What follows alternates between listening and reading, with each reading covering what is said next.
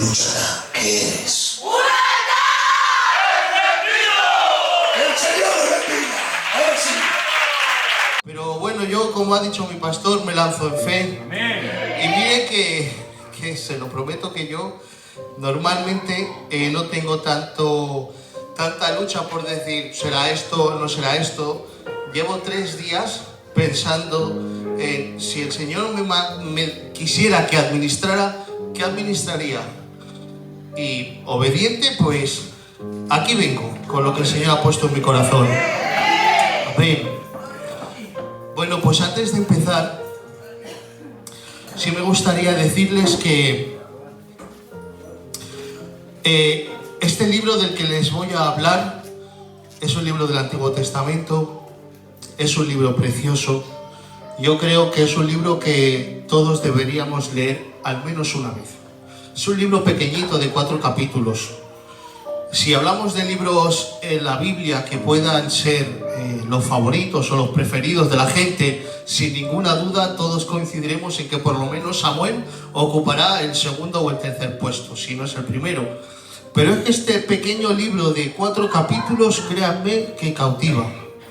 Y es que encima este libro tan pequeño cabe en una sola palabra. Y la palabra es redención. Y hoy les quiero hablar del libro de Ruth, que dicen que la tradición dice que judía que fue escrito por el mismo profeta Samuel. Y vamos a leer un poco la palabra del Señor. Amén.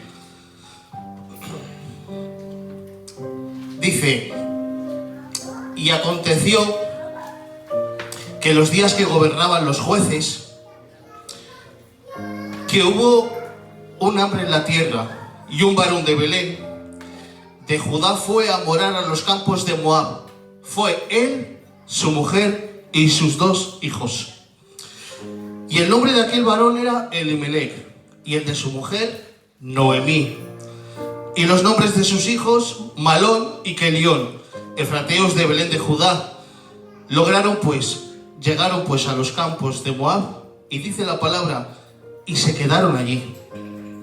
Continúa diciendo: murió Elimelech, el marido de Noemí, y quedó sola con sus 2 hijos, los cuales tomaron para sí mujeres moabitas. El nombre de una era Orfa y el nombre de la otra era Ruth. Y habitaron allí unos 10 años. Damos un aplauso a la palabra de Dios.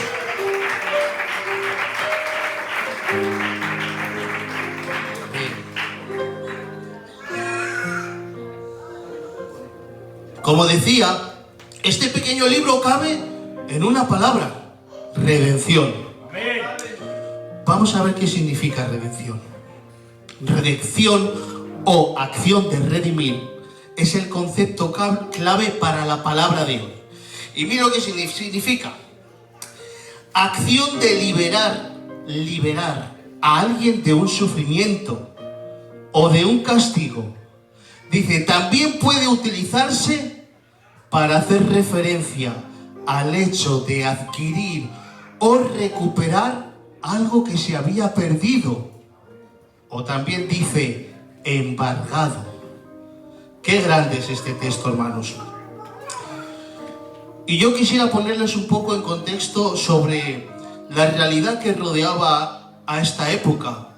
Porque es verdad que sabemos que Noemí se marchó por la palabra con su familia a los campos de Moab, porque vino una gran hambre a Jerusalén. Pero ¿en qué contexto se encontraba esto? Pues la verdad es que eran tiempos en los que gobernaban los jueces. Los jueces ya saben que eran personas que habían sido investidas por el Espíritu Santo para realizar proezas, liberar al pueblo de la opresión de los pueblos de Canaán. Ya saben que en el nombre de Dios hacían grandes milagros y terminaban liberando a la gente de la opresión que les tenían los pueblos que habían allí. Y claro,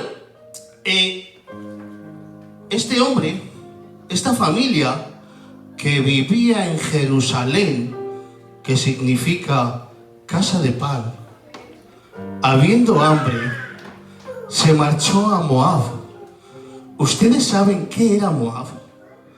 Moab era tierra de cananeos, la más pagana de todas las ciudades que debía de haber allí.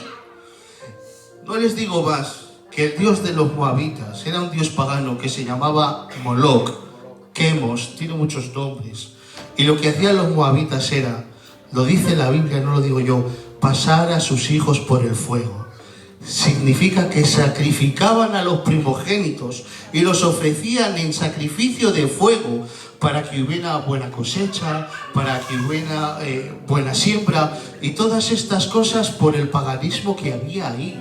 Entonces imagínense la decisión que debe ser salir de Jerusalén, casa de pan, para ir a Moab. Dice la Biblia que habría gran hambre en Jerusalén, pero a pesar de todo, hermanos, ir a Moab, a una tierra pagana, no era cualquier cosa.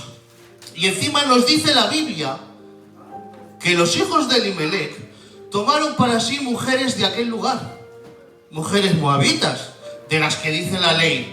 A Moisés le dijo el Señor, no tomarás mujeres de Canaán. Dice, porque harán traer tu corazón a los dioses paganos. Y encima dice, te servirán de azote.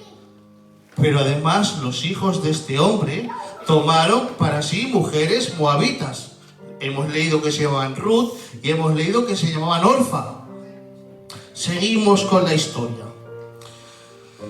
Sientan que realmente aquí hay algo que no encaja bien. Es verdad que se marcharon porque había hambre, es verdad que se marcharon porque en aquel momento ellos vieron que en Moab había unos campos y se podría sacar abundancia allí. Y tuvieron abundancia porque se casaron, comieron, vivieron 10 años, pero dice la palabra de Dios que ocurrió una gran tragedia. Falleció Elimelech y con el tiempo no solamente Elimelech, sino que también sus 2 hijos. Y al final quedó esta mujer sola con sus 2 nueras. Y claro, horrible tragedia. Primero el padre, luego los hijos. Y aquellas encima 2 nueras extranjeras. Y encima dice la palabra de Dios que vino un hambre a aquella región también. Imagínense la suerte que tenían este matrimonio que salieron de Jerusalén, casa de pan, para ir a los campos de Moab y empezar allí una nueva vida. Y yo pregunto, iglesia, yo la verdad es que leyendo esto nunca me había fijado en eso, pero yo pregunto, ¿hicieron bien en ir a Moab?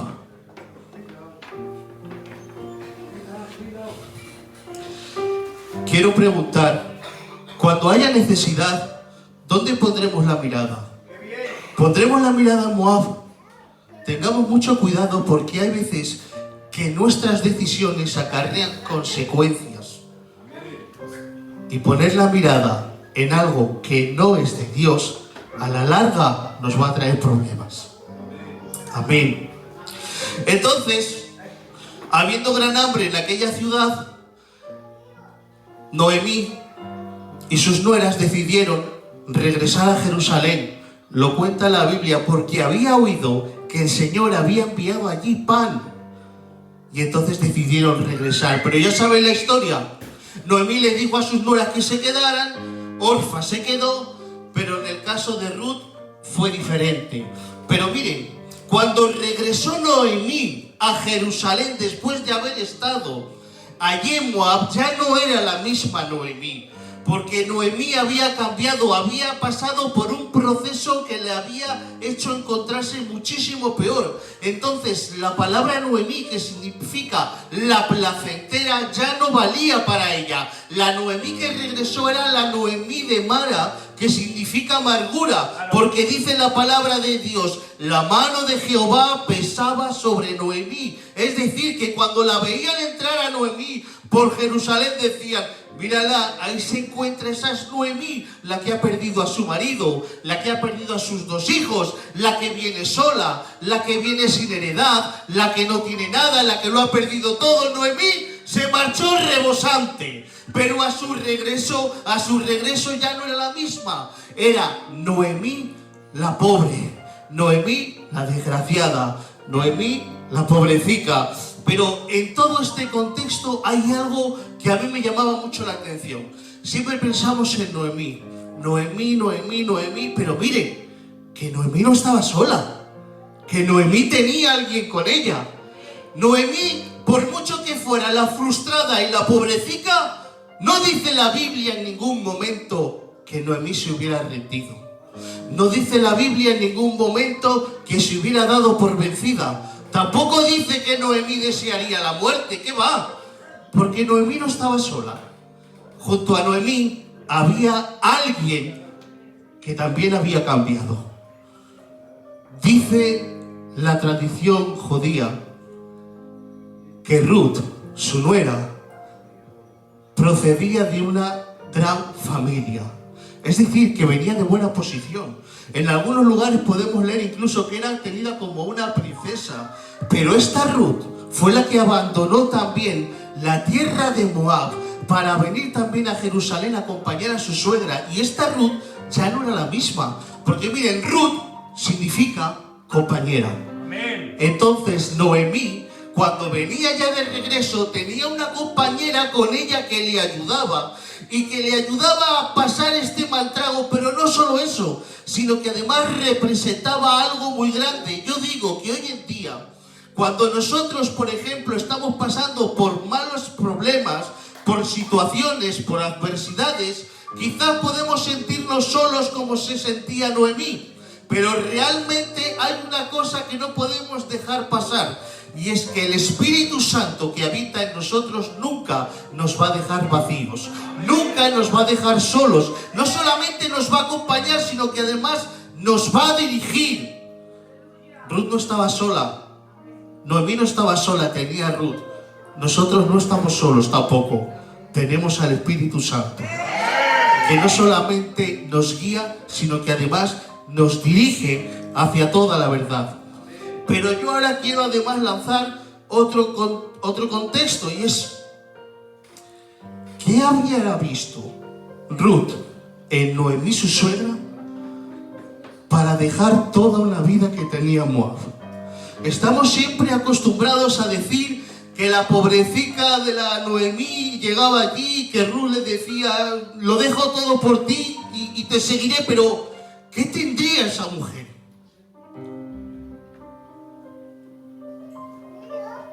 ¿Qué ejemplo daría?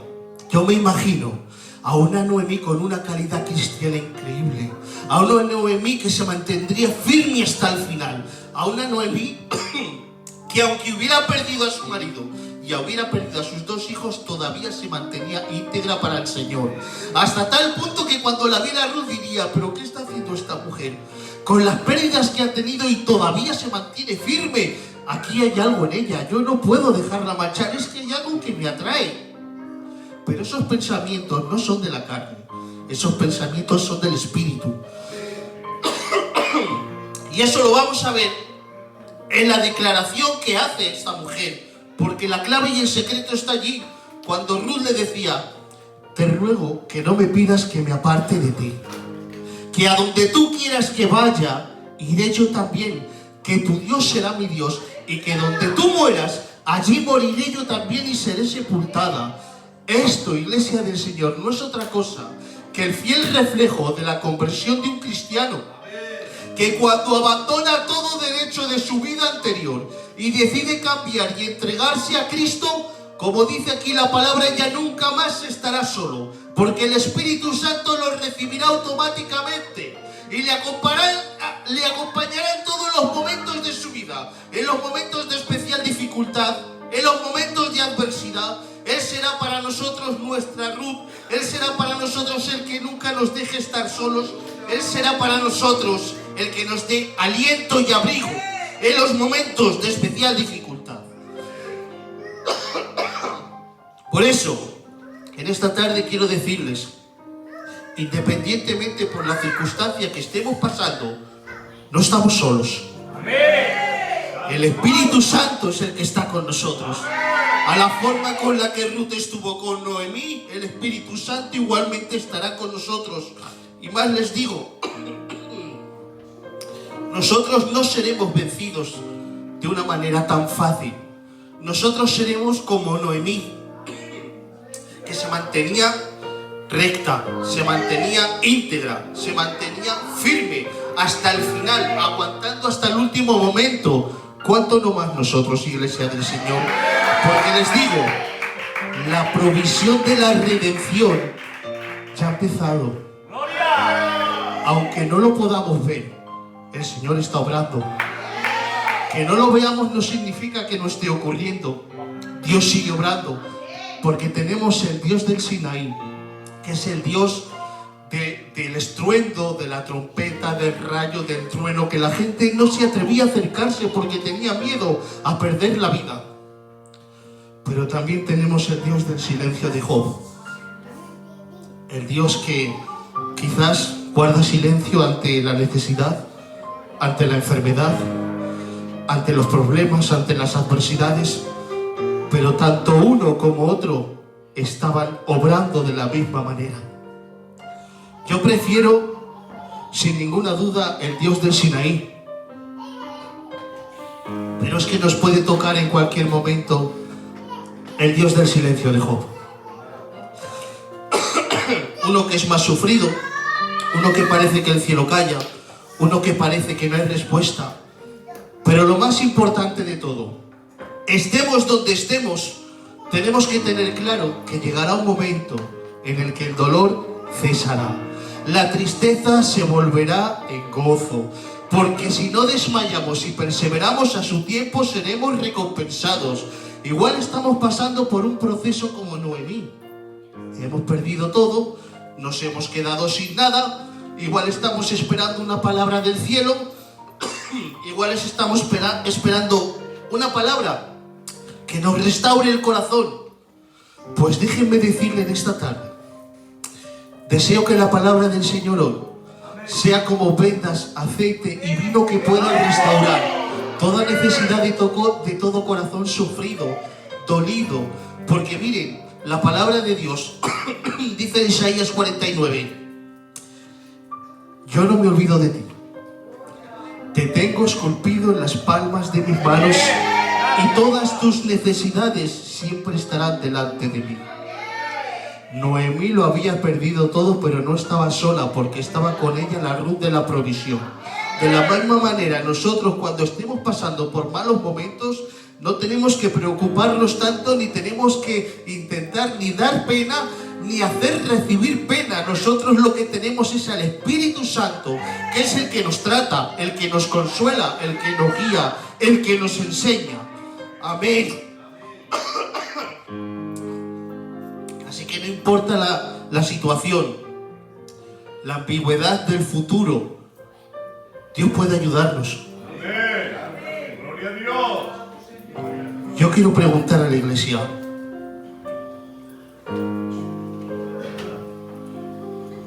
si redimir es recuperar algo que se había perdido. Yo pregunto en esta hora, ¿qué hemos perdido? Quizás hemos perdido cosas por el camino. Quizás se nos han quitado cosas del medio. Quizás hemos olvidado algo. Quizás en algún momento de nuestra vida echamos algo en falta y creemos que no lo podamos volver a recuperar.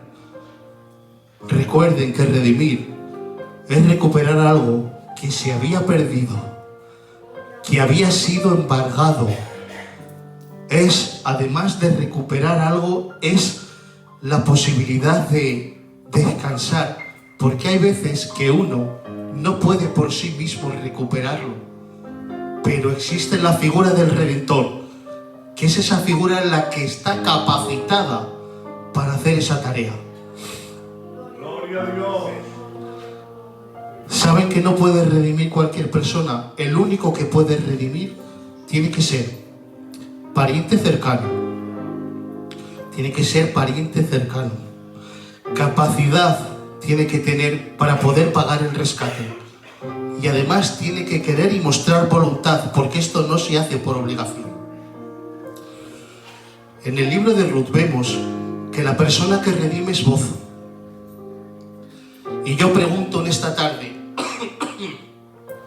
de la misma manera que le dijo Ruth a Boaz, redime a tu sierva, a mí me encantaría que en esta tarde pudiéramos decir al Señor: redime a tus siervos, redime a tus siervas, ayúdanos a recuperar lo que hemos perdido, ayúdanos a recuperar lo que nos ha sido privado, ayúdanos a alcanzar de lo que nos ha sido privado, porque solo hay uno que puede redimir. Y ahora vamos a ir a la persona que redime. Quizás en la Biblia es voz, pero para nosotros hoy en día es Jesucristo. Porque les voy a decir, no hay más pariente cercano que Él. Porque el lazo de sangre que nos une no lo puede romper nadie. Porque Él ha derramado su sangre por todos nosotros. No hay nadie que tenga mayor capacidad, porque dice la palabra de Dios en Ageo que el oro y la plata le pertenecen a Él. No hay nadie tampoco que tenga la capacidad ni voluntad de hacerlo, porque dice la Biblia que siendo igual a Dios no estimó como cosa a la que aferrarse, sino que se humilló y lo hizo para darnos a todos una esperanza. Y ese es la persona que nos redime y nos devuelve todo lo que nos había sido privado. Cristo Redentor. Amén.